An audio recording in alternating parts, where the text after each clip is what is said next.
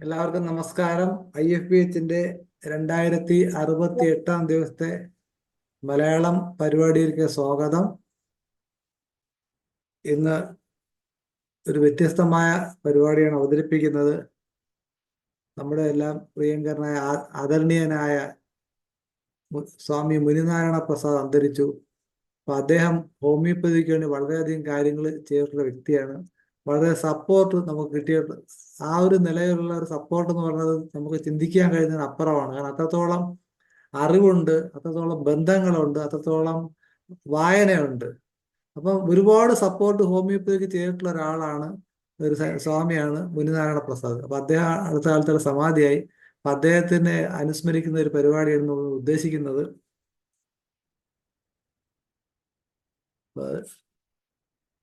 ഈശ്വര പ്രാർത്ഥനയ്ക്കായിട്ട് ഡോക്ടർ സുനിൽ കുമാർ ക്ഷണിക്കുകയാണ്. Doctor Sunil join ചെയ്യലെന്ന് തോന്നുന്നല്ലോ. ഓക്കെ.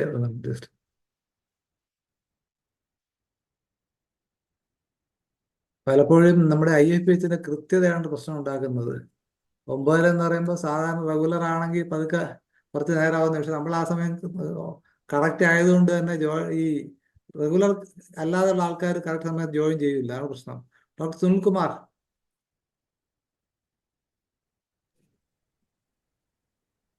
ഈശ്വര പ്രാർത്ഥനയ്ക്ക് ഡോക്ടർ സുനിൽ ക്ഷണിക്കുകയാണ്.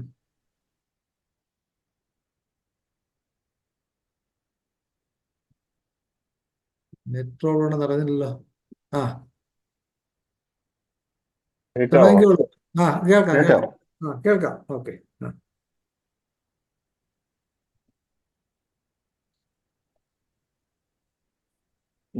നാരായണഗുരു എഴുതിയ ദൈവദശകത്തിലെ ഏതാനും വരികളാണ് ഞാൻ ഇവിടെ പ്രാർത്ഥനാ ഗാനമായി ചൊല്ലാൻ പോകുന്നത്. ദൈവമേ കാത്തുകൊൾകങ്ങ്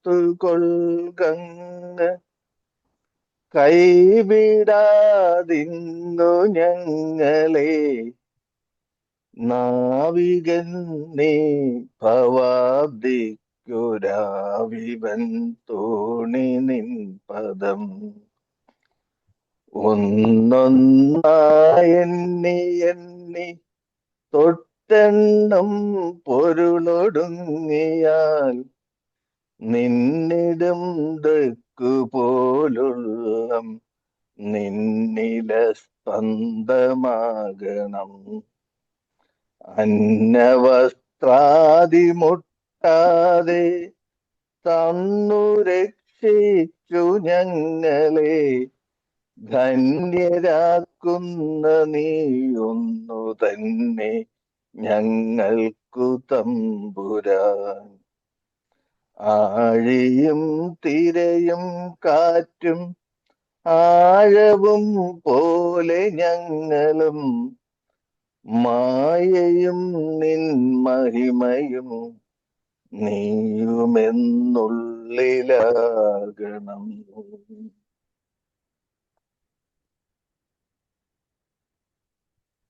ഓക്കെ, നന്ദി ഡോക്ടർ സുനിൽ കുമാർ. അടുത്തത് സ്വാഗതമാണ്. സ്വാഗതം ആശംസിക്കുന്നതിനായിട്ട് ഷാലു രേവനെ ക്ഷണിക്കുന്നു. ഷാലു. എല്ലാവർക്കും നമസ്കാരം.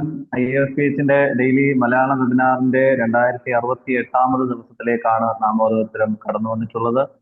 ഇന്ന് നാം സ്വാമി മുനി നാരായണ പ്രസാദ് അനുസ്മരണ ദിനമായിട്ട് ആചരിക്കുകയാണ്.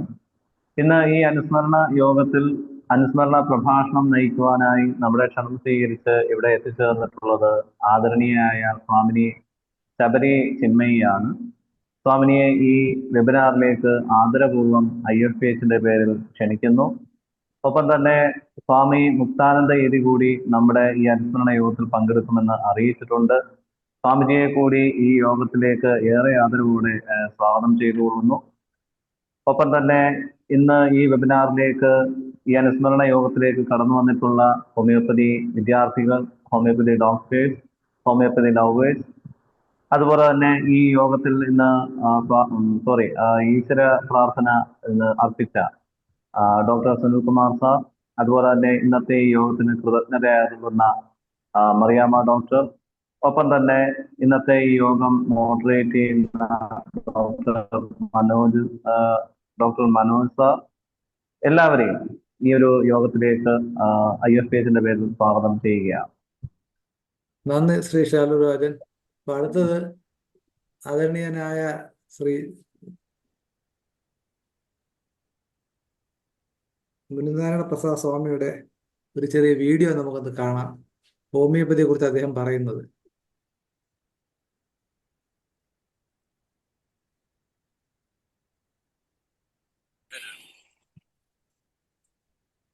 വോളിയം പോരെ നമുക്ക് അതിന് കേക്കുന്നില്ലേ? വോളിയം ഇല്ല.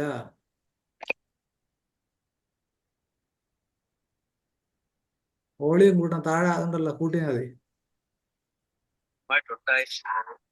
ഒരു പ്രാണവീര്യത്തോടു കൂടിയാണ്. ആ പ്രാണവീര്യത്തിന്റെ സമനില, ഞാൻ പല രോഗങ്ങളുള്ള ഒരു ഭക്തൻ, ഞാൻ ഇപ്പോൾ ഹോമിയോപ്പതി ചികിത്സ നടത്തുന്നുണ്ട്. അതിന്റെ ഫലമായി എനിക്ക് അലോപ്പതി മരുന്ന് കഴിച്ചുകൊണ്ടിരുന്നത് പലതും വളരെയധികം കുറയ്ക്കാൻ സാധിച്ചു. എങ്ങനെയാണ് ഈ മരുന്ന് ഫലിക്കുന്നത്? നമ്മുടെ ശരീരം പ്രകൃതിദത്തമായിട്ടുണ്ടായിരിക്കുന്നത് ഒരു പ്രാണവീര്യത്തോടു കൂടിയാണ്. ആ പ്രാണവീര്യത്തിന്റെ സമനില തെറ്റുമ്പോൾ, അതിന്റെ താളക്രമം തെറ്റുമ്പോഴാണ് അത് രോഗമായിട്ട് പ്രത്യക്ഷപ്പെടുന്നത്. ആ താളക്രമത്തെ തിരികെ അതിന്റെ സ്വാഭാവികമായ നിലയിലേക്ക് കൊണ്ടുവരാൻ സഹായിക്കുകയാണ് ഹോമിയോ മരുന്നുകൾ ചെയ്യുന്നത്. അത് തിരികെ വരുമ്പോഴേക്ക് നമ്മുടെ ശരീരഘടന പൊതുവെ സ്വാഭാവികമായി തീരും. ചുരുക്കി പറഞ്ഞാല് ഹോമിയോ ചികിത്സ ഒരു രോഗത്തിനല്ല, വ്യക്തിയാണ് ചികിത്സ. വ്യക്തിയെ സ്വാഭാവികമായ നിലയിലേക്ക് കൊണ്ടുവരിക. ഓരോ വ്യക്തിയുടെ ഉള്ളിൽ ഒരു പ്രാണവീര്യം, ആ പ്രാണവീര്യത്തിന് അതിൻ്റെതായിട്ടുള്ള താളക്രമമുണ്ട്. അത് സ്വാഭാവികമായി നിലയിലേക്ക് വരണം.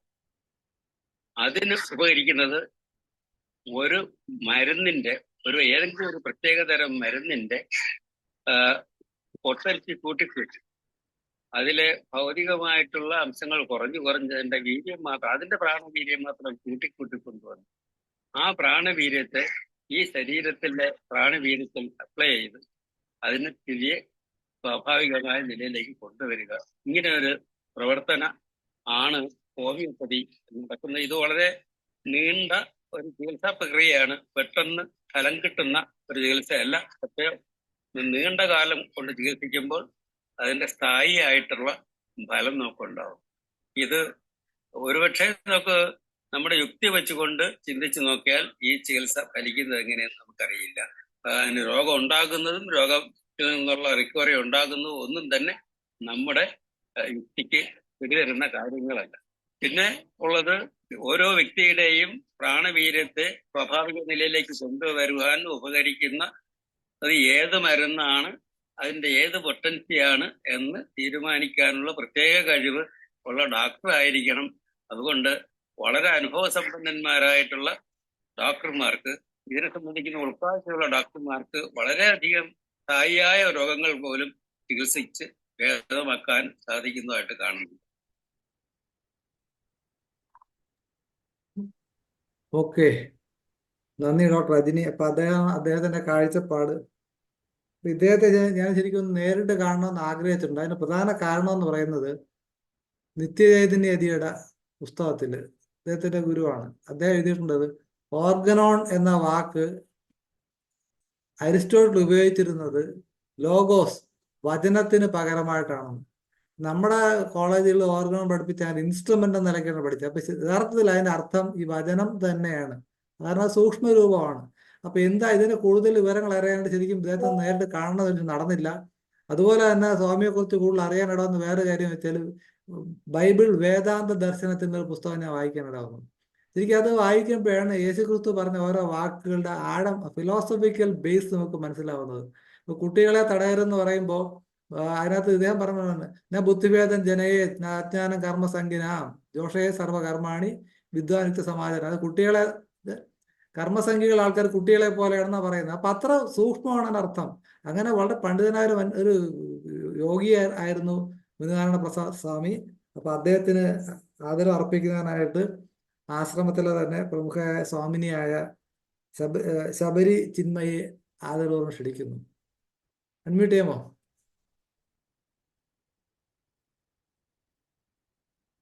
പ്രഭാഷണം നടത്താൻ ഏറ്റുന്ന സ്വാമി മുക്താനന്ദ തീയതി. അദ്ദേഹം ഇത്തിരി ഉൾപ്രദേശത്താണ്, അവിടെ മഴയായിട്ട് നെറ്റ്വർക്ക് പ്രോബ്ലം ഒക്കെ ആയിട്ട് ഇരിക്കുകയാണ്. അപ്പൊ അതുകൊണ്ടാണ് സ്വാമിനെ ഏൽപ്പിച്ചിരിക്കുന്നത്. സ്വാമിനി ഉണ്ടോ? ചിന്മയ അൺമ്യൂട്ട് ചെയ്യാമോ?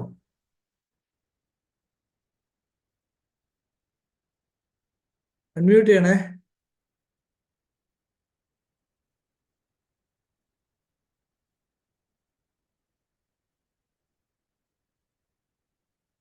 നെറ്റ്വർക്ക് പ്രോബ്ലം ആണെന്ന് അറിഞ്ഞില്ലല്ലോ, കിട്ടുന്നില്ല. സലിംകുമാർ ഡോക്ടർ ഉണ്ടോ? ഡോക്ടറെ, സലിംകുമാർ ഡോക്ടറെ ഉണ്ട് ഉണ്ട് ഉണ്ട് ഉണ്ട്. കിട്ടുന്നില്ലല്ലോ, എന്ത് പറ്റി? ഇല്ലെന്നുണ്ടായിരുന്നല്ലോ. ഉണ്ട്, ആളുണ്ട്, പക്ഷെ ഇത് അൺമ്യൂട്ട് ചെയ്യുന്നില്ല, റെസ്പോണ്ട് ചെയ്യുന്നില്ല. ഞാൻ വിളിച്ചു നോക്കാം. Okay okay.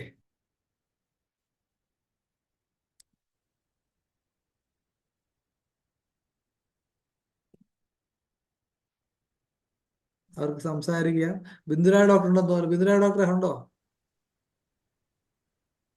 ബിന്ദുരായ ഡോക്ടറെ അൺമ്യൂട്ട് ചെയ്യാമോ?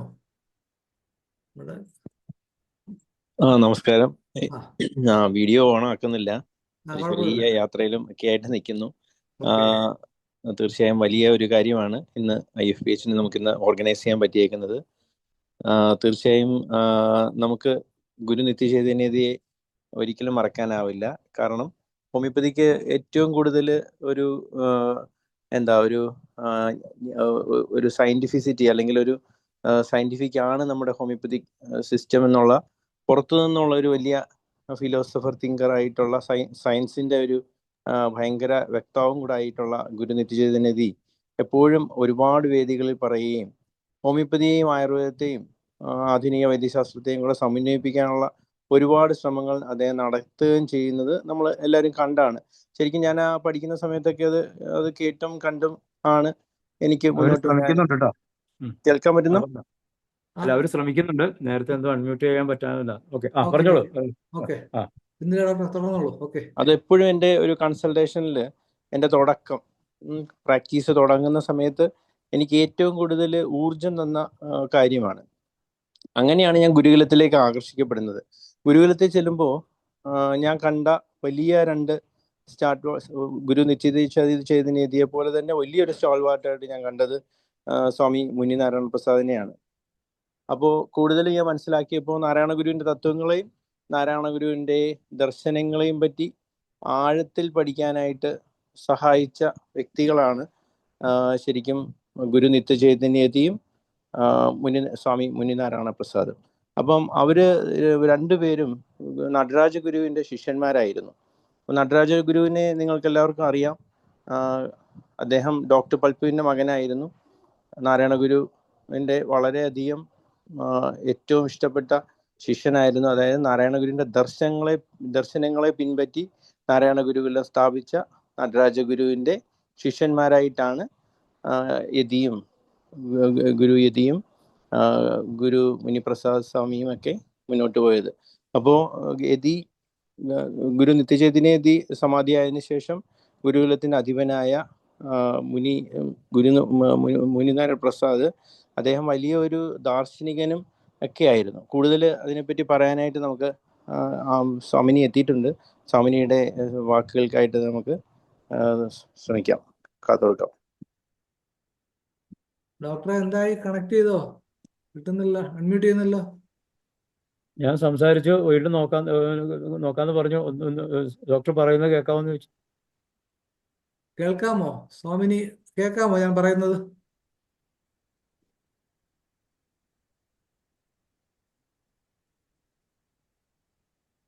എന്തോ കണക്ട് ആവുന്നില്ല. എങ്ങനെ മൊബൈലിലാണോ അതോ ലാപ്ടോപ്പോ ഡോക്ടർ? എങ്ങനെ കയറുന്നത് അറിയാമോ? മൊബൈലിലായിരിക്കുള്ളൂ. റെസ്പോണ്ട് ചെയ്യുന്നില്ലല്ലോ. നേരത്തെ നോക്കിയപ്പോൾ കിട്ടുന്നില്ലെന്ന് പറഞ്ഞു. അന്ന് പറഞ്ഞു കൊടുത്ത അൺമ്യൂട്ട് എന്നുള്ള ബോക്സ് വരുമെന്നൊക്കെ ഒന്ന് അൺമ്യൂട്ട് ചെയ്യാമോ? അല്ലെങ്കിൽ ഒന്നുകൂടെ റീജോയിൻ ചെയ്താലും മതി.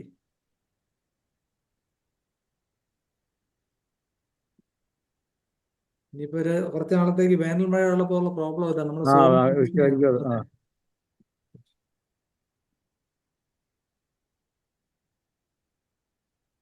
അതുപോലെ തന്നെ ഗുരു മുനിനാരായണ പ്രസാദിന്റെ പല പുസ്തകങ്ങളും നമുക്ക് ഭയങ്കര മോട്ടിവേഷൻ തരുന്ന പുസ്തകങ്ങളാണ്. അതായത് അദ്ദേഹത്തിന്റെ ആത്മകഥാംശമുള്ള പല പുസ്തകങ്ങളും അല്ലെങ്കിൽ ലേഖനങ്ങളും ഒക്കെ നമുക്ക് വായിക്കാനായിട്ട് ഒരുപാട് നമുക്ക് കിട്ടും. അതായത് ഗുരുകുലം ശരിക്കും നാരായണ ഗുരുകുലം എന്ന് പറയുന്നത് ശിവഗിരിക്ക് അടുത്തുള്ള ഒരു കുന്നാണ്.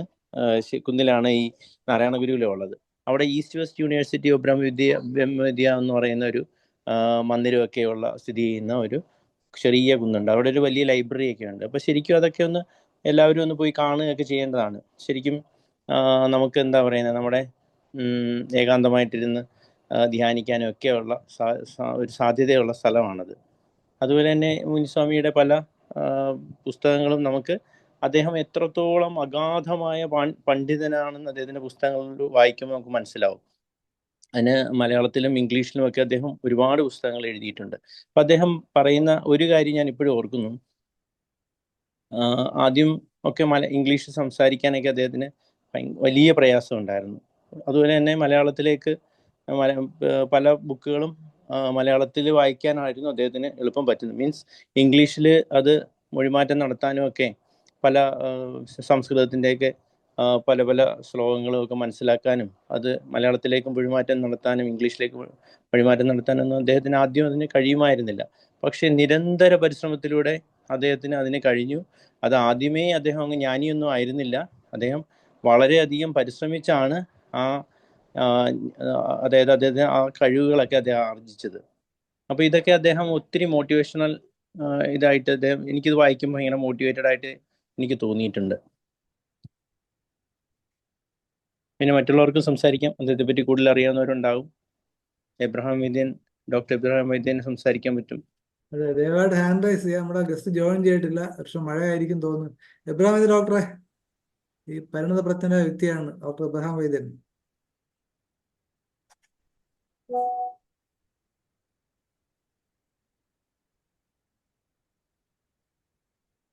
സലിംകുമാർ ഡോക്ടർ എന്തെങ്കിലും ഇൻഫർമേഷൻ കിട്ടിയോ സലിംകുമാർ ഡോക്ടറെ?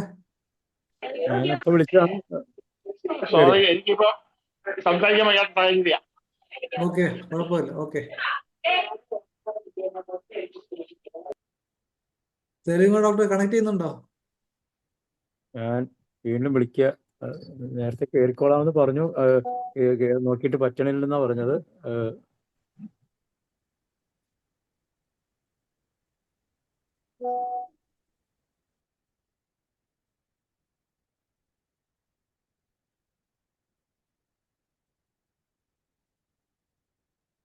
മനോഹരൻ സാർ എന്തെങ്കിലും പറയാനുണ്ടോ? മനോഹരൻ സാർ അൺമ്യൂട്ട് ചെയ്യാമോ? അൺമ്യൂട്ട് ചെയ്യാമോ? ഡോക്ടറെ, എനിക്ക് സ്വാമിജിയെ പറ്റി കേട്ടറിയേ ഉള്ളൂ, നേരിട്ട് കാണാൻ കഴിഞ്ഞിട്ടില്ല. നമ്മുടെ പിന്നെ നിർമ്മലാനന്ദരി സ്വാമിജി ഇദ്ദേഹത്തെ പറ്റി പറയുകയും പ്രഭാഷണത്തിലെ പല പ്രാവശ്യവും അത് കേൾക്കാൻ ഇടയാകുകയും ചെയ്തിട്ടുണ്ട്. അതുകൊണ്ടാണ് ഞാൻ ഇന്നത്തെ ക്ലാസ്സിൽ കയറണമെന്ന് വിചാരിച്ചത്. ഡോക്ടറെ, എനിക്ക് വ്യക്തമായിട്ട് സ്വാമിജിയെ പറ്റി നന്നായിട്ട് അറിയില്ല. വളരെ ഞാൻ ഉള്ളില് ആദരിക്കുന്ന ഒരു സ്വാമിജിയാണ്. അത്രമാത്രമേ പറയാൻ എനിക്ക് സാധിക്കുന്നുള്ളൂ. പിന്നെ ഹോമിയോപ്പതി സ്വാമിജി പറഞ്ഞ ആ വാക്കുകൾ എന്നെ ഉള്ളിലേക്ക് ഇനി കടന്നു കയറാനായിട്ട് സാധിച്ചു. കാരണം അത് ശരിക്കും പ്രാക്ടിക്കലായിട്ട് ഉള്ളിൽ അനുഭവിച്ച് ബോധ്യപ്പെട്ട കാര്യമാണ് സ്വാമിജി പറയുന്നത്. നമുക്ക് ആ മുഖം ശ്രദ്ധിക്കുമ്പോൾ മനസ്സിലാവുന്നുണ്ടത്. അപ്പൊ അതാണ് എന്നെ ആകർഷിച്ചത്. ഇനിയിപ്പം ബിന്ദുരായ ഡോക്ടർ പറഞ്ഞവർ അവിടെ ഒന്ന് പോയിട്ട് ബുക്സുകൾസൊക്കെ ഒന്ന് എടുക്കുകയും വായിക്കുകയും ചെയ്യണമെന്ന് ആഗ്രഹിക്കുന്നു. പറയൂ. ഒന്ന് ശ്രദ്ധിച്ചു, അവര് ശ്രമിക്കുന്നുണ്ട്, പക്ഷെ അണേബിൾ എന്ന് വരുന്നോ അങ്ങനെ പറയും. അത് കോഹോസ്റ്റ് ആണല്ലോ, ആ ഡിവൈസ് തന്നെയാണ് കയറുന്നത്, വേറെ ഡിവൈസ് ആണോ? നെറ്റ് വീക്ക് ആയതുകൊണ്ടായിരിക്കുവേ. ആയിരിക്കും. നെറ്റ് വീക്ക് ആണെങ്കിൽ അങ്ങനെ വരും. എന്നാ ഡോക്ടർ അതിലൂടെ പറയുമോ, വീഡിയോ ഓഫ് ആക്കിയിട്ട് കയറാൻ നോക്കുക, അങ്ങനെയുള്ള റെസ്പോണ്ട് ചെയ്യുന്നില്ല ഡോക്ടറെ. നമ്മൾ പറയുന്നതൊക്കെ വ്യക്തമായിട്ട് കേൾക്കണം എന്ന് പറയണം. ആ ഒന്ന് ലീവ് ചെയ്തിട്ട് ഒന്ന് ജോയിൻ ചെയ്യാൻ പറയും. ഒന്ന് അത് ഒന്ന് പ്രാവശ്യം ചെയ്തു എന്ന് പറഞ്ഞു. ആണല്ലേ. ഉം. ഓക്കെ. ധനേഷ് ഡോക്ടർക്ക് എന്തെങ്കിലും എക്സ്പീരിയൻസ് ഉണ്ടോ? ധനേഷ് ഡോക്ടറെ. എനിക്ക് കാര്യമായ എക്സ്പീരിയൻസ് ഇല്ല, അതുകൊണ്ടാണ് ഞാൻ ഇത് എന്നാ പിന്നെ ഞാൻ എന്തെങ്കിലും എനിക്കറിയാവുന്ന പറയാം. തീർച്ചയായും ഡോക്ടർ വളരെ ഏബിൾഡ് ആയ ഒരാളാണല്ലോ, അതുകൊണ്ടാണല്ലോ ഇവരൊക്കെ ഇങ്ങോട്ട് വരുന്നത്. ഡോക്ടറെ പറയൂ. ഈ ഇദ്ദേഹം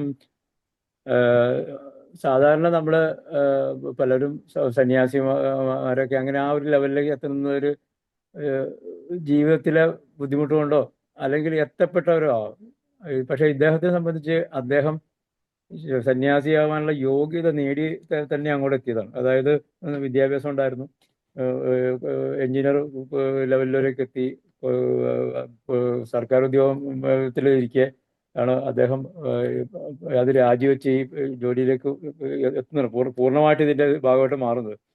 അതില് ഒരു വ്യക്തിയെ രൂപപ്പെടുത്തുന്നതിൽ കുടുംബത്തിനുള്ള, പ്രത്യേകിച്ച് മാതാപിതാക്കൾക്കുള്ള പങ്ക് അദ്ദേഹത്തിന്റെ ഇതിന് മനസ്സിലാവും. അദ്ദേഹത്തിന്റെ അച്ഛൻ അദ്ദേഹത്തെ 5-6 വയസ്സുള്ള കാലം മുതൽ എവിടെയെങ്കിലുമൊക്കെ സാംസ്കാരിക സമ്മേളനങ്ങൾ നടക്കുകയാണെങ്കിൽ അതിനു വേണ്ടിയിട്ട് അച്ഛൻ പോകും, ഈ മോനെ കൊണ്ടുപോകും.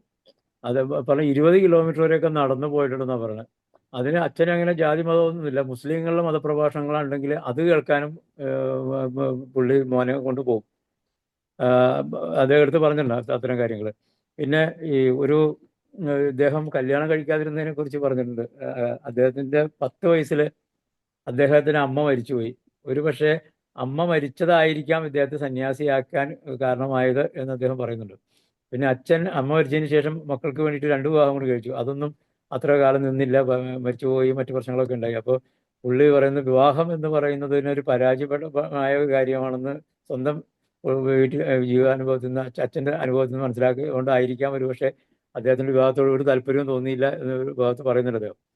പിന്നെ ഇദ്ദേഹത്തിന് ബ്രഹ്മദീക്ഷ കൊടുത്തത് നടരാജഗുരുവാണ്, സന്യാസ ദീക്ഷ കൊടുത്തത് യതിയാണ്. ഇതില് ഇദ്ദേഹത്തിന്റെ ഈ പല സന്യാസിമാരുടെയും പുസ്തകങ്ങളിലെ കാര്യങ്ങൾ വായിക്കുമ്പോൾ നമുക്ക് ചിലതെങ്കിലും കടിച്ചാൽ പൊട്ടാത്തതായിട്ട് തോന്നും. ഇതിനെ ഒരു കഠിനമായ വിഷയങ്ങളെയൊക്കെ എത്ര ഈ ഇദ്ദേഹത്തെ ഈ നാരായണ പ്രസാദ് സ്വാമിയെ പോലെ സിംപ്ലിഫൈ ചെയ്യാൻ പറ്റുന്ന സ്വാമിമാർ കുറവാണ്. കാര്യം അത്രയ്ക്ക്, അതായത് ഉദാഹരണത്തിന് ഇദ്ദേഹത്തിന്റെ ആത്മോപദേശ ശതകം, ശ്രീനാരായണ ഗുരുവിന്റെ ആത്മോപദേശ ശതകത്തിന്റെ വ്യാഖ്യാനം ഈ നാരായണ പ്രസാദിന്റെ ഇത് വായിച്ചപ്പോൾ മാത്രമാണ് എനിക്ക് അതിന് എന്തെങ്കിലും ഒന്ന് ഗ്രഹിക്കാൻ കഴിഞ്ഞത്. അതിൽ ഒരു ഭാഗത്ത് അദ്ദേഹം പറയുന്ന ഒറ്റ വാചകം, അത് മാത്രമേ ഇപ്പോഴും ഏറ്റവും ഓർക്കുന്നുള്ളൂ. ഈ പ്രകൃതിയും മനുഷ്യനും തമ്മിലുള്ള ബന്ധത്തെ വിവരിക്കുന്ന ഒരു ഭാഗമുണ്ട്. നമ്മൾ പ്രകൃതിയുമായിട്ട് എങ്ങനെയാണ് ബന്ധപ്പെട്ടിരിക്കുന്നത്, അത് ഒറ്റ ഇതിൽ പറയുന്നുണ്ട്. അത് ശ്രീനാരായണ ഗുരുവിന്റെ ശ്ലോകങ്ങൾ ഉദ്ധരിച്ചുകൊണ്ടാണ് അദ്ദേഹം പറയുന്നത്. ഒരു നിമിഷം നേരത്തേക്ക് നമ്മളിൽ കയറുകയും ഇറങ്ങുകയും ചെയ്യുന്ന ഈ വായു ഒന്ന് കയറാതിരുന്നാൽ തീരുന്നു നമ്മളെ ജീവിതം. അപ്പോൾ പുറത്തിങ്ങനെ പാറി നടക്കുന്ന ആ വായു കയറി ഇറങ്ങി തിരിച്ചു പോകാൻ നമ്മുടെ ശരീരവും ഒരു ഭാഗമാകുന്നു. അത് എപ്പോൾ നിൽക്കുന്നോ അതൊന്ന് കയറിയില്ലെങ്കിൽ തീരുന്നതാണ് നമ്മുടെ ജീവിതം. അപ്പോൾ പ്രകൃതിയുമായിട്ടുള്ള ബന്ധം ഇതിനേക്കാൾ കൂടുതലായിട്ട് ഭംഗിയിൽ ഒരാൾക്ക് വിശദീകരിച്ചാൽ പറ്റുമെന്ന് തോന്നുന്നില്ല. പിന്നെ ഇദ്ദേഹത്തിന് കേരള സാഹിത്യ അക്കാദമി അവാർഡ് കിട്ടിയിട്ടുണ്ട്, പത്മശ്രീ കിട്ടിയിട്ടുണ്ട്. ഇത്രയൊക്കെയാണ് എനിക്ക് അറിയാവുന്ന കാര്യങ്ങൾ. ധനേഷ് ഡോക്ടറെ, ഞാൻ ഗൂഗിളിൽ സെർച്ച് ചെയ്തപ്പോൾ കണ്ട വിവരങ്ങളെ എനിക്കറിയാവൂ, അല്ലാതെ കാര്യമായിട്ടുള്ള അറിവ് ഇല്ല. പിന്നെ എനിക്ക് അറിയാവുന്ന കാര്യം, ഇദ്ദേഹത്തിന് ഈ 1-2 അവാർഡ്, പത്മശ്രീ അവാർഡ് വരെ കിട്ടിയിട്ടുണ്ടെന്നാണ് ഞാൻ വായിച്ചു മനസ്സിലാക്കാൻ കഴിഞ്ഞത്. ഞാൻ അപ്പോൾ അതൊന്ന് റെഫർ ചെയ്ത്, ഇദ്ദേഹം ആരാണ്, അതിനെക്കുറിച്ച് നമ്മൾ അറിയണമല്ലോ, ഇതുവരെ അറിയാതിരുന്നത് മണ്ടത്തരമായി പോയി എന്ന് വിചാരിച്ച് ഞാനൊന്ന് സെർച്ച് ചെയ്തൊക്കെ നോക്കി. അപ്പോൾ പത്മശ്രീ അവാർഡ് അദ്ദേഹത്തിന്റെ ലിറ്ററേച്ചറിലുള്ള മികവിനും അതുപോലെ ഉള്ള ലിറ്ററേച്ചറിലുള്ള മികവിനും ഈ എഴുത്തിനും കോൺട്രിബ്യൂഷൻസ് വിദ്യാഭ്യാസത്തിലുള്ള അതിനൊക്കെ വേണ്ടിയിട്ടാണ് പത്മശ്രീ അവാർഡ് കിട്ടിയിരിക്കുന്നത്. പിന്നെ ഏതോ ഈ പുസ്തകം എഴുതിയിരിക്കുന്നതിനും കേരള സംസ്ഥാന അവാർഡ് കിട്ടിയിട്ടുണ്ട്. മുനി നാരായണ പ്രസാദ് സ്വാമിക്ക്. പിന്നെ ഈ നാരായണ ഗുരുകുലത്തിന്റെ സ്ഥാപകനും ഒത്തിരി കാര്യങ്ങള് നാരായണ ഗുരുകുലം പല സ്ഥലങ്ങളിലും തുടങ്ങുകയും അതിന്റെ നന്മയ്ക്ക് വേണ്ടി പ്രവർത്തിക്കുകയൊക്കെ ചെയ്തിട്ടുള്ള വ്യക്തിയാണ് എന്നൊക്കെയാണ് എനിക്ക് അദ്ദേഹത്തിനെ കുറിച്ച് അറിവുള്ളത്. ശരി, നമുക്ക് ബിന്ദുരാ ഡോക്ടർ ഹാൻഡ് റൈസ് ചെയ്യണമെന്നുള്ള പോയിട്ട്. ബിന്ദുരാ ഡോക്ടറെ unmute ചെയ്യാൻ സംസാരിക്കാം. നാരായണ ഗുരുകുലം സ്ഥാപിച്ചത് നടരാജ ഗുരുവാണ്. അതെ, ഫെൺഹില്ലാണ് അത് വരുന്നത്. പിന്നെ അത് കഴിഞ്ഞ് വർക്കലയിലും ഒക്കെ നിങ്ങൾക്ക് എല്ലാവർക്കും അറിയാവുന്ന പോലെ തന്നെ ശ്രീനിവാസപുരത്താണ്. പിന്നെ കനകമലയിലും തൃപ്പൂണിത്തുറയിലും ഒക്കെ വളരെ ഭംഗിയുള്ള ഒരുപാട് നല്ല സ്ഥലങ്ങളിലൊക്കെ. ഊട്ടിയിലുണ്ടല്ലോ ഡോക്ടറെ, ഇല്ല ഊട്ടി അതാ ഊട്ടിയില്ലേ? ഫേൺഹിൽ എന്ന് പറഞ്ഞ അതാ. ആ, ഊട്ടി ഫേൺഹില്ല് നടരാജ ഗുരു സ്ഥാപിച്ചാണ്. അപ്പോൾ പിന്നെ അത് ഗുരു നിത്യജയനീതി സ്ഥിരമായി ഫേൺഹില്ലിൽ തന്നെ ആയിരുന്നു. അപ്പം എല്ലാ ഡിസംബറിലും നമുക്ക് നമ്മുടെ വർക്കല ഗുരുകുലത്തിൽ സഹവസിച്ച് ഒരു 7 ദിവസം താമസിച്ച് ചെയ്യുന്ന ഗുരുകുലം കൺവെൻഷൻ എന്ന് പറയുന്നത് ഗുരു നിത്യചൈതന്യത ഉള്ളപ്പോഴത്തേക്കൊക്കെ വളരെയധികം യുവാക്കളെ ആകർഷിക്കുന്ന ഒരു വലിയ സംഭവമായിരുന്നു. 7 ദിവസമുള്ള ഇതാണ്. അപ്പോൾ ഒരുപാട് പേര് സംസാരിക്കാനൊക്കെ വരും. കവികളും പിന്നെ ശാസ്ത്രജ്ഞരും ഒക്കെ സംസാരിക്കാൻ വരുന്ന വലിയ പ്രോഗ്രാം ആയിരിക്കും. അപ്പോൾ അത് ശരിക്കും അന്ന് ഞാൻ ഈ പഠിച്ചു കഴിഞ്ഞ സമയത്തൊക്കെ ഞാനത് അവിടെ ചെല്ലുമ്പോൾ ഞാൻ കാണുന്ന യുവാക്കളെ മാത്രമാണ്. ഇഷ്ടം പോലെ യുവാക്കളെ കാണാം പലതരത്തിലുള്ള. അപ്പോൾ അവരങ്ങോട്ടും ഇങ്ങോട്ടും തർക്കവും ഒക്കെ ആയിട്ടുള്ള നല്ല രസമുള്ള ഓരോ ദിവസം രാവിലെ കൺവെൻഷൻ എന്തെങ്കിലുമൊക്കെ സബ്ജക്റ്റിനെ ആസ്പദമാക്കിയിട്ട് പലരും സംസാരിക്കും. അത് കഴിഞ്ഞിട്ട് ഉച്ച കഴിഞ്ഞിട്ട് അതിനെപ്പറ്റി ചെറിയ ചെറിയ സദസ്സിൽ ഇതിനെപ്പറ്റിയൊക്കെയുള്ള ആലോചനയും ഒക്കെ ചെയ്യുമായിരുന്നു.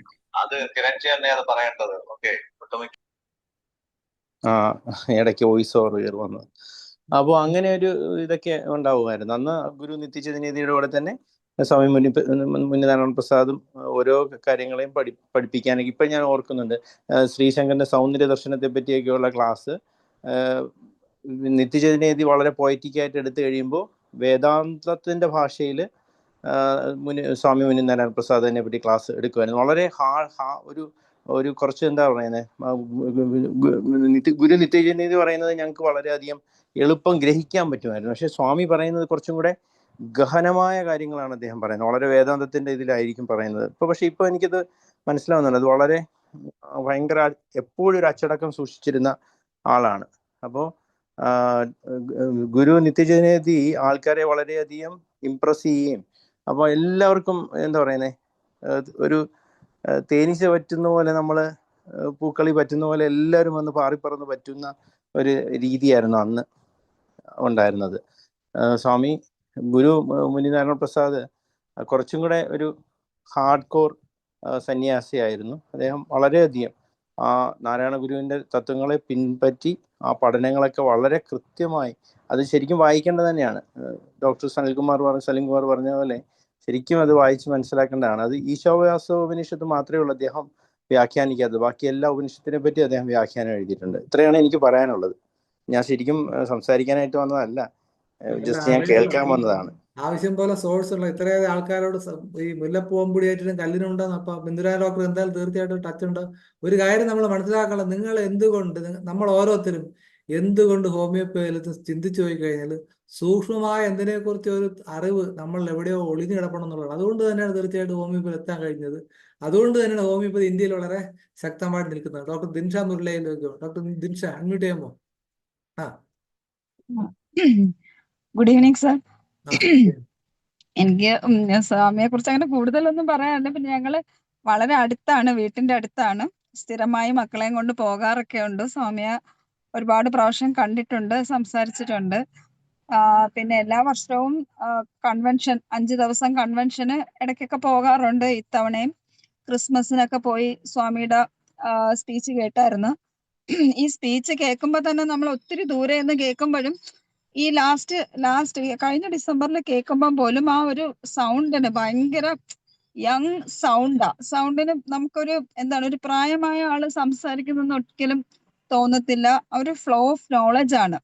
ആ കേട്ടോണ്ടിരിക്കുമ്പോ തന്നെ അങ്ങ് വാക്കുകളൊക്കെ വളരെ സ്പോണ്ടേനിയസ് ഫ്ലോ ആണ്.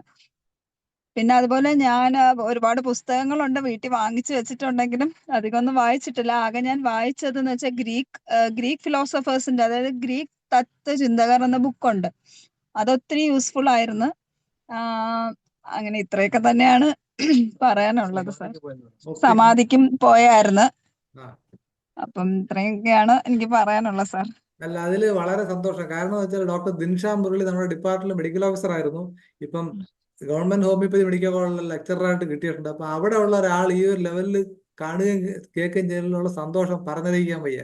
കാരണം നമ്മളിങ്ങനെ ഡെസ്പറേറ്റ് ആയിട്ട് നോക്കിക്കൊണ്ടിരിക്കുന്നത് ഒരാളെങ്കിലും ആ ഒരു വെളിച്ചം ഉണ്ടല്ലോ എന്നുള്ള വളരെ സന്തോഷമുണ്ട്. കാരണം ഹോമിയോപ്പതി പ്യുവർലി നമ്മൾ നോക്കിക്കഴിഞ്ഞാൽ ഒരു വേദാന്തത്തിന്റെ അങ്ങേയറ്റം കയറി ഇതിനകത്തുള്ള ഡോക്ടർ സുനിൽകുമാർ ഒരിക്കൽ നിത്യേന എനിക്ക് കത്ത് എഴുതിച്ചു. ഹോമിയോപ്പതി വിദ്യാർത്ഥിയായി ഞാൻ എങ്ങനെ എനിക്ക് സൈക്കോളജി പഠിക്കുന്നുണ്ട്, ഞാൻ എന്ത് ചെയ്യണമെന്ന്. അപ്പൊ അത് തിരിച്ചൊരു മറുപടി എഴുതി കൊടുത്തതാണ്. സുഹൃത്തെ, താങ്കൾ ഒരു ഹോമിയോപ്പതി വിദ്യാർത്ഥിയാണെന്നുള്ളതിൽ ഞാൻ താങ്കളെ അഭിനന്ദിക്കുന്നു. താങ്കൾ ആ ഒരു ശാസ്ത്രം പഠിച്ചാൽ ലോകത്തെല്ലാ ശാസ്ത്രങ്ങളും താങ്കൾ പഠിക്കാൻ പറ്റുമെന്ന്. അത് 12 MA 8 PhD എടുത്ത 170 പുസ്തകങ്ങൾ എഴുതിയ നിത്യേന എഴുതി പറയുകയാണ് ഹോമിയോപ്പതി പഠിച്ച എല്ലാം അറിയാന്നുള്ളത്. പക്ഷേ അപ്പൊ തിരിച്ചു പറയുന്ന അറിയാമല്ലോ എന്താണെന്നുള്ളത്. അവൻ ആരായിരിക്കും അറിയാമല്ലോ. അല്ല, ഇത് പറഞ്ഞത് കുങ്കുമത്തിന്റെ ഗന്ധം അറിയാതെ കുങ്കുമം ചുവക്കുമ്പോൾ ഗർദ്ദഭോ എന്ന് പൂന്താനം പറയാം. കഴുത കുങ്കുമം ചുവക്കുമ്പോഴായിരിക്കും ഹോമിയോപ്പതി ശത്രുക്കൾ പലരും ഉള്ളത്. ഓക്കെ, എന്തായാലും വളരെ സന്തോഷം. ഡോക്ടർ ദിൻഷ ഇതിൽ പങ്കെടുത്തതിൽ സന്തോഷമുണ്ട്. എനിക്കറിയാം ഡോക്ടർ ദിൻഷ ഇതിൽ കയറുമെന്ന് അറിയാണ്ട് ഇപ്പൊ കുറച്ച് മുമ്പാണ് ലിങ്ക് ഷെയർ ചെയ്ത്, പക്ഷെ അവർ കയറി എന്നുള്ളതാണ്. അപ്പൊ അത് മനസ്സിലായില്ല. അതിന്റെ അർത്ഥം എന്താണ്? സബ്സ്റ്റൻസ് ഉള്ളവൻ എന്തായാലും അത് ക്ലിക്ക് ചെയ്യുന്നുള്ളതാണ്. നമ്മൾ എത്ര പേർ ഷെയർ ചെയ്തു. വളരെ നന്ദി ഡോക്ടർ ദിൻഷ. ഡോക്ടർ സുനിൽകുമാർ സംസാരിക്കാമോ? ഡോക്ടർ സുനിൽകുമാർ അവിടെ അതുവഴി പലപ്പോഴും കടന്നു പോകുന്ന ആളാണ്. അതെ, ഞാൻ ഇടയ്ക്ക് ഗുരുകുലത്തിലൊക്കെ പോകാറുണ്ടായിരുന്നു. ഗുരു നിത്യേതിനെ അധികം കണ്ടിട്ടുണ്ട്, സംസാരിച്ചിട്ടുണ്ട്. അതുപോലെ മുനിനാരായണ പ്രസാദ സ്വാമിയായിട്ട് സംസാരിച്ചിട്ടുണ്ട്. ഞാൻ ഡോക്ടർ മനോജ് പറഞ്ഞത് ശരിയാണ്. ഞാൻ ഒരിക്കൽ ലെറ്റർ അയച്ചിരുന്നു.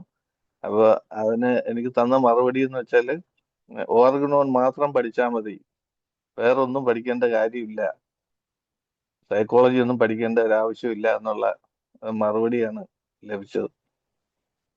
പിന്നെ ഇടയ്ക്ക് ഞാൻ ഗുരുകുലത്തിൽ പോയി നിന്നിട്ടൊക്കെ ഉണ്ട്. മുൻനാരായണ പ്രസാദ സ്വാമിയായിട്ട് ആഹാരമൊക്കെ കഴിച്ചിട്ടുണ്ട്. അങ്ങനെയൊക്കെയുള്ള വളരെ അങ്ങനെയുള്ള അനുഭവങ്ങളൊക്കെ എനിക്കുണ്ടായിട്ടുണ്ട്. പിന്നെ കൂടുതൽ അടുത്തറിയാനായിട്ടുള്ള ഒരു അവസരമൊന്നും കിട്ടിയിട്ടില്ല. ഇത്രയൊക്കെ എനിക്ക് പറയാനുള്ളൂ. എല്ലാവർക്കും പ്രണാമം. ആദ്യം തന്നെ ഒരു ക്ഷമായാചന. കാരണം നെറ്റിന്റെ പ്രോബ്ലം കൊണ്ടായിരിക്കാം ചിലപ്പോൾ ഇതിനകത്ത് എനിക്ക് കിട്ടാതെ വന്നത്.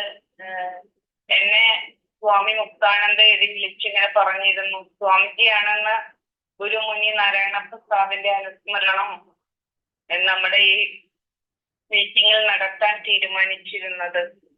സ്വാമിജിക്ക് എത്തിപ്പെടാൻ പറ്റുന്ന സ്ഥലത്തല്ല, ആ സ്ഥലത്ത് നെറ്റിന്റെ മുഴുവനായിട്ടുള്ള പ്രവർത്തനം നിലച്ചതുകൊണ്ടാണ് എൻ്റെ അടുത്ത് പറയാൻ പറഞ്ഞത്. ഞാൻ ഓരോരുത്തരും പറയുന്നത് വളരെ വ്യക്തമായിട്ട് ഞാൻ കേൾക്കുകയായിരുന്നു. നമ്മളൊരു വ്യക്തിയെ, ആ വ്യക്തിയുടെ സർവാദരണീയത്വത്തിൽ നിന്ന്, മഹത്വത്തിൽ നിന്ന്, അറിവിൽ നിന്നൊക്കെ നിങ്ങൾ ഓരോരുത്തരും സംസാരിക്കുകയുണ്ടായി. മുനി നാരായണ പ്രസാദ് എന്ന് പറയുന്നത് ഗുരുകുലത്തിന്റെ 3ാമത്തെ അധ്യക്ഷനാണ്. ഭാരതത്തിന്റെ ഒരു പ്രത്യേകത എന്ന് പറയുന്നത് ഗുരു ശിഷ്യ പാരസ്പര്യത്തിലൂടെ പകർന്നു വരുന്ന വലിയൊരു അറിവിന്റെ പാരമ്പര്യം ഭാരതത്തിനുണ്ട്. അങ്ങനെ നോക്കുമ്പോൾ പൂർണമായ ഒരറിവിനെ സമസ്തതയ്ക്കും വേണ്ടിയിട്ട്, മനുഷ്യരാശിക്ക് വേണ്ടിയിട്ട് അവരുടെ വിവിധങ്ങളായ മേഖലകളിലേക്ക് കൈമാറുവാൻ കഴിവുള്ള ഏറ്റവും അറിവാളികളായിരിക്കുന്നത് ആത്മസൂരികളായിട്ടുള്ള സന്യാസി ശ്രേഷ്ഠർ തന്നെയാണ്. നിങ്ങൾക്കിപ്പോൾ അറിയാം, ഒരു പക്ഷേ ഏറ്റവും കൂടുതൽ മുനി നാരായണ പ്രസാദ് സ്വാമികളെക്കാൾ കൂടുതലൊക്കെ ഗുരു നിത്യയെ അടുത്തറിഞ്ഞിട്ടുള്ളവരൊക്കെ ഉണ്ടാകാം. പക്ഷെ എൻ്റെ ഈ അനുഭവത്തില് ഞാനൊരു 10 വയസ്സുള്ള കാലം മുതൽ ഗുരുവിനെ കാണുക, പ്രസാദ് സ്വാമിയായിട്ടുള്ള ഒരു ബന്ധം ആരംഭിക്കുകയും എന്റെ 12ാം ക്ലാസ് വരെ ഇന്ന് വരെ ഈ സമാധി ദിനം വരെ ഇപ്പോഴും ഹൃദയത്തിൽ ആ ബന്ധം സൂക്ഷ്മമായിട്ട് കൊണ്ടുപോകുന്നുണ്ട്. എന്റെയൊക്കെ ജീവിതത്തിൽ ഒരു വിശാലമായ ജീവിതത്തെ തെരഞ്ഞെടുക്കാനും സാമൂഹ്യമായ സേവനത്തിന് നമ്മളെ സജ്ജമാക്കുവാനും എങ്ങനെ സാധിക്കുമെന്ന് കരുതിയപ്പോഴാണ് എന്റെ മുന്നിലേക്ക് ഈ 2 മഹാപ്രതിഭകൾ വന്നത്. ഒരു നിത്യ ചൈതന്യതയും മുനിനാരായണ. അങ്ങനെ ആ മഹാഗുരുക്കന്മാരിൽ നിന്ന് എനിക്ക് ഏറ്റവും വലുതായിട്ട് കിട്ടിയ ഒരു അനുഗ്രഹം എന്ന് പറയുന്നത് നാരായണ ഗുരുവിന്റെ ദർശനത്തെ. ഒരു ഋഷി എന്ന് പറഞ്ഞു കഴിഞ്ഞാൽ എല്ലാം അറിയുന്ന അനുഭവിക്കുന്ന ഒരു മഹിമാവാണ്. അത് തെറ്റുപറ്റാത്ത രീതിയിൽ ഒരു ജാതിയുടെയോ മതത്തിന്റെയോ വിഭാഗികതയുടെയോ ദേശത്തിന്റെയോ പ്രത്യേക ഒരു തത്വചിന്തയുടെയോ കാഴ്ചപ്പാടിലല്ലാതെ ഏകലോക മാനവികതയ്ക്ക് ഇണങ്ങുന്ന രീതിയിലേക്ക് മനുഷ്യ ഹൃദയങ്ങളിലേക്ക് പങ്കുവെച്ചു കൊടുക്കുവാൻ ഇവർക്ക് 2 പേർക്കും കഴിഞ്ഞു എന്നുള്ളത് വലിയ ഒരു മഹിമയായിട്ട് ഞാനൊക്കെ കാണുന്നത്. ഒരു സന്യാസിയാണെങ്കിൽ പോലും എന്തിന്റെയെങ്കിലും ജാതിയുടെയോ മതത്തിന്റെയോ അതിർവരമ്പുകൾ പുറത്ത് മനുഷ്യരിലിരിക്കുന്ന മൂല്യങ്ങളെ വാർത്തെടുത്ത് ഔന്നത്യം ഉള്ളവരായിട്ടും അവരവര് വിരാജിക്കുന്ന മേഖലകളില് അവരവരുടെ കർമ്മമണ്ഡലങ്ങളിൽ അവരവരിൽ നിക്ഷിപ്തമായിരിക്കുന്ന സ്വധർമാനുഷ്ഠാനത്തെ വളരെ കമനീയമായി ആർജവത്തോടുകൂടി വിവേകത്തോടുകൂടി ജാഗ്രതയോടുകൂടി ഉള്ളുണർന്ന് കൊണ്ടുപോകുവാനായിട്ട് ഇവര് നമുക്ക് തന്നവരുടെ ജീവിതം അതിമഹത്തരമാണ്. അതിനിപ്പോ ഞാൻ നേരത്തെ സാറ് പറയുകയുണ്ടായി, വേദാന്ത ദൃഷ്ടിയിൽ സുവിശേഷത്തെ പ്രതിപാദിക്കുമ്പോഴും സ്വാമി മുനി നാരായണ പ്രസാദ് അതേപോലെ തന്നെ 101 വചനങ്ങള് ഖുർആനിൽ നിന്നെടുത്ത് പറയുമ്പോഴും അതേപോലെ തന്നെ അതിമനോഹരമായിരിക്കുന്ന ഭഗവത്ഗീതയ്ക്ക് വ്യാഖ്യാനം എഴുതുമ്പോഴും ഭഗവത്ഗീതകളിൽ തന്നെ ശ്രേഷ്ഠമായ അഷ്ടാവക്രഗീതയ്ക്ക് വ്യാഖ്യാനം എഴുതുമ്പോഴും എത്രയോ സൗന്ദര്യലഹരിയും നടരാജഗുരുവിന്റെ മലയാളത്തിലേക്ക് വിവർത്തനം ചെയ്യുമ്പോഴും അതിലെല്ലാം ഉപരിയായിട്ട് നാരായണ ഗുരുവിന്റെ മുഴുവൻ കൃതികളെയും അതിസൂക്ഷ്മമായിട്ട് വളരെ ലാളിത്യത്തോടുകൂടി ഏത് മനുഷ്യർക്കും ഇണങ്ങുന്ന രീതിയിൽ മനുഷ്യരെ ചേർത്ത് നിർത്തുന്ന അറിവിന്റെ തന്തുവായിട്ട് ഇണക്കി കാണിച്ചു തരുവാനായിട്ട് അറിവിന്റെ തലത്തില് നാരായണ സ്വാമികൾക്ക് കഴിഞ്ഞു എന്നുള്ളതൊരു വലിയ മഹത്വമാണ്. സത്യത്തിൽ ഒരു ദിവസം പോലും അദ്ദേഹത്തിന്റെ ഒരു പുസ്തകം നമ്മള് മനനം ചെയ്യാതിരിക്കില്ല. അതിലെ ഓരോ വാക്കുകളും നമ്മള് നമ്മുടെ ജീവിതമായിട്ട് ചേർത്ത് വെച്ച് പ്രായോഗിക തലത്തിലേക്ക് കൊണ്ടുവരുവാൻ ശ്രമിക്കുകയും നല്ലൊരു ജീവിതം കാഴ്ചവെക്കാൻ ആഗ്രഹിക്കുന്ന ആളുകൾക്ക് കുറെ കൂടെ ഉത്കൃഷ്ടതയിലേക്ക് മുന്നേറണമെന്ന് ആഗ്രഹിക്കുന്ന ആളുകൾക്ക് ഈ അറിവുകളൊക്കെ പകർന്നു കൊടുക്കുവാൻ മുനി നാരായണ പ്രസാദ് സ്വാമികൾ ചെയ്തിട്ടുള്ള സംഭാവന വളരെ വലുതാണ്. കാരണം ഞാൻ എന്റെ ചെറുപ്പത്തില് ഞാൻ പറഞ്ഞില്ലേ 4ാം ക്ലാസ്സിൽ ആദ്യമായിട്ട് സ്വാമിയെ കാണുമ്പോഴും സ്വാമിയുടെ കയ്യിൽ ഒരു ബുക്കും പേനയും എപ്പോഴും ഉണ്ടാവും, എഴുതിക്കൊണ്ടിരിക്കും. ഈ സമാധിയാകുന്നതിന് കുറച്ച് കഴിഞ്ഞ മാസം ചെല്ലുമ്പോഴും ആ എഴുത്ത് നിലച്ചിട്ടില്ല എന്നുള്ളതാണ്. ഇപ്പൊ ഓരോരുത്തരുടെ കർമ്മരംഗങ്ങള് മനുഷ്യനെ സ്വാധീനിക്കാനായിട്ട് സ്വാമി തെരഞ്ഞെടുത്ത ആ എഴുത്തിന്റെ മേഖല വളരെ കഷ്ടമാണ്. തന്നെയല്ല സമൂഹത്തിൽ മനുഷ്യ ഹൃദയങ്ങളായിട്ടുള്ള ബന്ധം, സ്നേഹമസൃണമായിരിക്കുന്ന സാമീപ്യവും പരിഗണനയും അതേപോലെ തന്നെ വളരെ ധാർഷ്ട്യവും കാർക്കശ്യവും സ്വാമിയുടെ സ്വഭാവത്തിന്റെ ഒരു മുഖമുദ്രയായിരുന്നു. അത് വിയോജിപ്പിന് വേണ്ടിയിട്ടല്ല, ആ വ്യക്തികളെ വളർത്തുന്നതിന് വേണ്ടിയിട്ടായിരുന്നു, തളർത്തുന്നതിന് വേണ്ടിയിട്ടല്ല. അങ്ങനെ ഏത് വശത്ത് നിന്ന് നോക്കിയാലും പ്രത്യേകിച്ച് എടുത്തു പറയാനുള്ളത് ഗുരുവിന്റെ ദർശനത്തെ തനതായ കാഴ്ചപ്പാടിൽ കാണിച്ചു കൊടുക്കുക എന്നുള്ളതാണ്. അത് ഇനി അങ്ങനെ ഒരു പരമ്പര ആ കണ്ണി തന്നെ ശരിക്കും അവിടെ നാമാവിശേഷമായ പോലെ എനിക്ക് തോന്നുന്നു. നടരാജ ഗുരുവിലയുടെ ഗുരു നിത്യ ചൈതന്യയുടെ ഈ നാരായണ പ്രസാദിലൂടെ ഈ നാരായണ ഗുരുകുലം പകർന്നു തന്ന ഒരു വലിയ പാരമ്പര്യമൊക്കെ ഏറ്റുവാങ്ങുവാൻ സാധിച്ച ഒരു വ്യക്തി എന്ന രീതിയിൽ എനിക്ക് എന്റെ കൊച്ചു ജീവിതത്തിൽ, ലളിതമായ ജീവിതത്തിൽ മഹനീയമായ കാര്യങ്ങൾ ചെയ്യുവാനും എന്റെ ജീവിതത്തിന്റെ ഒരു വഴിത്തിരിവായി മാറുവാനും സ്വാമിയുടെ സ്വാധീനം അത്രമേൽ എനിക്ക് നൽകാം. എന്റെ ഹൃദയ സരോവരത്തിൽ ഒരു നിത്യസൂനമായി അറിവിന്റെ നമ്മുടെ അവസാന സ്പന്ദം വരെ സ്വാമിക്ക് നിരത്തി. സ്വാമിജിയുടെയൊക്കെ എപ്പോഴും ഞാൻ വീണ്ടും എടുത്തു പറയാണ്, സ്വാമിയൊക്കെ നമ്മൾ ഇഷ്ടപ്പെടുന്നുണ്ടെങ്കിൽ, ഇതിന്റെ മുമ്പ് സംസാരിച്ചൊരു വ്യക്തി പറയുകയുണ്ടായി, ഗുരു നിത്യ വരുമ്പോൾ തിരിച്ചു ഉപ്പക്കാര് ഗുരുവിന്റെ കൂടെ. ആ ഒരു കാലഘട്ടം വായനയുടെ ഒരു കാലഘട്ടം. ഇന്ന് ആരും പുസ്തകങ്ങളൊന്നും വായിക്കുന്നില്ല. വായനയിൽ ആകൃഷ്ടരായിട്ടുള്ള ഒരുപാട് യുവാക്കൾ ഗുരുവിൽ വന്നിട്ടുണ്ട്. അതേപോലെ ചെറിയ രീതിയിൽ നമ്മളൊക്കെ വായനയിൽ ആകൃഷ്ടമായിട്ടാണ് ഈ നാരായണ പ്രസാദിന്റെ പാതയെ പിന്തുടരുവാൻ കഴിഞ്ഞത്. ഇങ്ങനൊരു ചെറിയ രീതിയിലാണെങ്കിലും ഗുരുവിന്റെ അനുസ്മരണം ധരിക്കുവാൻ നിങ്ങൾക്ക് തോന്നിയത് വളരെ വലിയൊരു ഭാഗ്യമായിട്ട് കാണുന്നു. ഹോമിയോപ്പതിക്ക് ചെയ്ത ആ ഒരു ഇത് ഞാനിപ്പോ കേട്ടു. വളരെയധികം സന്നിഷ്ടപ്പെട്ട ഒരു ആരോഗ്യ രംഗമായിരുന്നു. അത് പലപ്പോഴും നമ്മളൊക്കെ ചെറുപ്പകാലത്തിൽ സ്വാമി ഹോമിയോ മരുന്ന് കഴിക്കുന്നതിന്റെ ഫലത്തെ കുറിച്ചൊക്കെ പറയാറുണ്ട്. ദീർഘകാലം മരുന്ന് കഴിച്ചാൽ മാത്രമാണ് അത് മാറുകയുള്ളൂ. അതിനൊരു ക്ഷമ വേണം. അങ്ങനെയാണെങ്കിൽ അതിലൊരു വിശ്വാസം ഉണ്ടായാൽ തന്നെ പല രോഗങ്ങളും എടുക്കാൻ പറ്റുമെന്ന് ചെറുപ്പം പറഞ്ഞതല്ല. എന്തായാലും നമുക്കൊക്കെ ചില വ്യക്തികളൊക്കെ ജീവിതത്തിൽ നിന്ന് നഷ്ടപ്പെടുമ്പോൾ അവരുടെ ലക്ഷ്യങ്ങൾ, അവരുടെ അറിവൊക്കെ നമ്മൾ മനസ്സിലാക്കി വർത്തമാനകാലത്തിൽ നമ്മോടൊപ്പം ഉണ്ടാകുമ്പോൾ അവരെ സ്മൃതിയിലാണ്ടിരിക്കുകയും അവർ ഇവിടെ നിന്ന് പോകുമ്പോൾ നമ്മുടെ സ്മരണയിലേക്ക് അവർ ചേക്കേറുകയും ലോകത്തിന് ചെയ്ത സംഭാവന വീണ്ടും വീണ്ടും തെരഞ്ഞെടുക്കുകയും ചെയ്യും.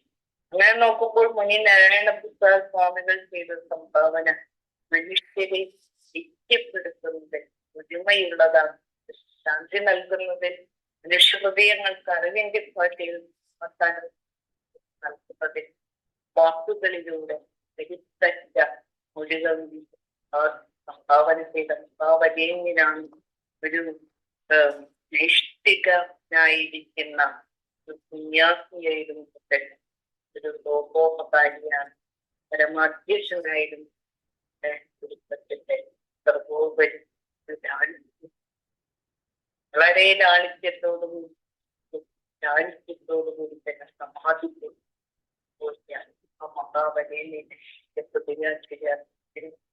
സ്വാമിക്ക് പകരം അല്പസമയെങ്കിലും നിങ്ങളോട് സംസാരിക്കാൻ കഴിഞ്ഞതിന്റെ. ഹലോ. എന്തായാലും വളരെ നന്ദി. വളരെ ഒരു കാര്യം വ്യക്തമായി, ഈ നമുക്ക് നെറ്റ്വർക്ക് പ്രോബ്ലം വന്നാൽ വളരെ ദൗർഭാഗ്യകരമായി എന്ന് പറയണം. ഇത്ര നന്നായിട്ട് സംസാരം കഴിയുള്ള ഒരാളുമായിട്ട് കമ്മ്യൂണിക്കേറ്റ് ചെയ്യാൻ പറ്റില്ല എന്നുള്ളൊരു കഷ്ടമായി പോയി. എന്തായാലും നമുക്ക് അടുത്തൊരു സാഹചര്യത്തിൽ തീർച്ചയായിട്ടും ഇനി ഒരു പ്രോഗ്രാമിൽ സ്വാമിനി ഇതിൽ പങ്കെടുക്കണം. വളരെ സന്തോഷം. തുടരുക. ഓക്കെ. മനോജ് ഡോക്ടറെ വീട്ടിൽ കറണ്ട് പോയി. അപ്പൊ അതുകൊണ്ട് ഇനി മനോജ് ഡോക്ടർ കയറും വരേക്കും നമുക്ക് മുമ്പോട്ട് പോകേണ്ടതായിട്ടുണ്ട്. വൈദ്യര ഡോക്ടർ സംസാരിക്കാൻ റെഡിയാണോ? അൺമ്യൂട്ട് ചെയ്യേ ഡോക്ടറെ. അൺമ്യൂട്ട് ചെയ്യാനുള്ള ഓപ്ഷൻ ഇട്ടിട്ടുണ്ട്. ഓക്കെ. ഹലോ. ഞാൻ ഒരു ക്രിസ്തീയ കുടുംബത്തിൽ ജനിച്ചു വന്ന് പോയിക്കൊണ്ടിരുന്നപ്പോൾ 80ന്റെ തുടക്കത്തിലാണ് സ്വാമി കാണാനിടയായത്. നമ്മളെ നിലയ്ക്കൽ പള്ളിയുടെ ഒക്കെ പ്രശ്നങ്ങളുടെ പേരിൽ എല്ലാവരും അങ്ങോട്ടും ഇങ്ങോട്ടും വഴക്കായിരിക്കുമ്പോൾ ഞങ്ങളുടെ നാട്ടിൽ ചേലക്കരയിൽ ഒരു മൈത്രി സമ്മേളനം നടത്തി. അവിടെ ആദ്യമായിട്ട് നാരായണ പ്രസാദ് വന്ന് സംസാരിച്ചു. അന്നേരമാണ് ഞാൻ സന്യാസിയുടെ അടുത്ത് നിന്ന് ഇത്രയും നല്ല വാക്ക് കേൾക്കുന്നത്. പിന്നീട് കൂടുതൽ അടുത്തപ്പോൾ പിന്നീട് നിത്യജീവനുമായിട്ട് വളരെ അടുപ്പത്തിൽ കൂടാനിടയായി. അദ്ദേഹമായിട്ട് വളരെ വർഷങ്ങൾ സഹകരിക്കാനിടയായി. അപ്പോഴാണ് മനസ്സിലായത് സന്യാസി എന്ന് പറയുന്നത് ഹിന്ദു സന്യാസി എന്നല്ല, ഇവർ മനുഷ്യത്വമുള്ള മനുഷ്യരാണ് ഒന്ന് മനസ്സിലായത്. അപ്പോൾ അത്രയും നാളെ ഞാൻ വർഷങ്ങൾക്ക് ഇത്രയും 10-30 വർഷം ഞാൻ നാരായണ ഗുരുവിനൊക്കെ ഒരു ഒട്ടും ബഹുമാനിക്കാത്ത ഒരു വ്യക്തിയായിരുന്നു. പക്ഷെ പിന്നീട് മനസ്സിലായി നാരായണ ഗുരു ആരാണെന്ന് നിത്യയിലൂടെയാണ് മനസ്സിലായത്. അപ്പോൾ അത് മാത്രമല്ല, ഞാൻ ദിവസവും പ്രാർത്ഥിച്ചത് സ്വർഗസ്ഥനായ പിതാവേ എന്ന പ്രാർത്ഥന സൂക്ഷിച്ചു ചൊല്ലേണ്ടതാണ് അദ്ദേഹത്തിൽ നിന്ന് പറഞ്ഞപ്പോഴാണ് മനസ്സിലായത്. കാര്യം ഓരോ വാക്കും വളരെ കിലോട്ടൺ ഭാരമുള്ളതാണ്. നിന്റെ കടക്കാരോട് ക്ഷമിക്കുന്നതുപോലെ എന്റെ കടക്കാരോട് ക്ഷമിക്കുന്നതുപോലെ എന്റെ കടങ്ങൾ ക്ഷമിക്കണേ എന്ന് പറയുമ്പോൾ നമ്മൾ ആരുടെ കടങ്ങൾ ക്ഷമിക്കാറില്ല എന്നുള്ള യാഥാർത്ഥ്യം ഓർക്കണം. അങ്ങനെ ഒരുപാട് കാര്യങ്ങൾ അതിലുണ്ട്. അപ്പോൾ അങ്ങനെ അപ്പം ഗുരുനാരായണ പ്രസാദ് ഒരു വ്യക്തിയായിട്ട് കാണാൻ പറ്റുന്നില്ല. ആ ശ്രീനാരായണ ഗുരു പരമ്പരയുടെ ഒരു ഭാഗമായിട്ട് മാത്രമേ കാണാൻ പറ്റുന്നുള്ളൂ. എന്തായാലും അവിടെ കാണാൻ പറ്റിയതും എല്ലാം വളരെ സന്തോഷമാണ്. അദ്ദേഹത്തിന് ഇടയ്ക്ക് സുഖമില്ലായിരുന്ന ഇടയ്ക്ക് ഞാൻ ഒരു പ്രാവശ്യം പോയിട്ട് കാണാൻ പറ്റിയില്ല. എന്തായാലും ഒരുപാട് ഹോമിയോപ്പതിയെ പറ്റി നല്ലതായിട്ട് സംസാരിച്ചിട്ടുണ്ട്, ഞാൻ കേട്ടിട്ടുണ്ട്. എന്തായാലും ഹോമിയോപ്പതി ഡോക്ടർ എന്നുള്ള നിലയിൽ ആ വ്യക്തിത്വത്തെ മറക്കാൻ പറ്റത്തില്ല. ഒരു ഇപ്പം പിന്നെ ശിഷ്യ പരമ്പരയൊന്നും ഇല്ല എന്നാണ് എനിക്ക് തോന്നുന്നത്. ഗുരുകുലമൊക്കെ അങ്ങനെ പോകുന്നതെന്നല്ലാതെ ആ ലൈബ്രറി ഒന്നും നല്ല രീതിയിൽ ഇപ്പൊ പോകുന്നതെന്ന് എനിക്ക് സംശയമുണ്ട്. ഞാൻ പോകാത്തതുകൊണ്ടായിരിക്കാം തോന്നിയത്. എന്തായാലും ഈ ഗുരുകുലത്തെ നല്ല രീതിയിൽ നയിച്ച അവസാനത്തെ ഗുരുകുലത്തിന്റെ അവസാനത്തെ വ്യക്തിയായ സ്വാമി മുനിനാരായണ പ്രസാദിന് ഹൃദയംഗമായ അഭിവാദനങ്ങൾ അർപ്പിക്കുന്നു.